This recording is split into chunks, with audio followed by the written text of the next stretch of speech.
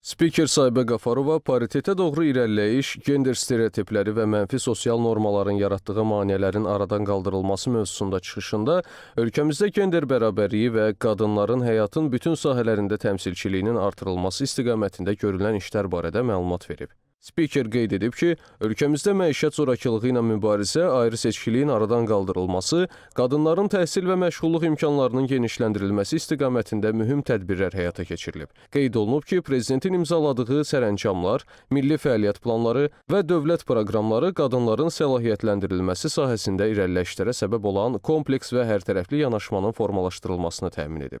Azərbaycan parlamentinin sədri əldə olunmuş nəticələrin əhəmiyyətini qeyd edərək, gender bərabərliyinin tam təmin olunması istiqamətində fəaliyyətin davam etdirilməsinin zərurliyini vurğulayıb və əlavə edib ki, vacib məqam ondan ibarətdir ki, ölkəmizdə əldə olunmuş bu nəticələr davamlı xarakter daşıyır və dövlətimizin gender bərabərliyinin təmin olunmasına yönəlmiş ardıcıl siyasətini əks etdirir.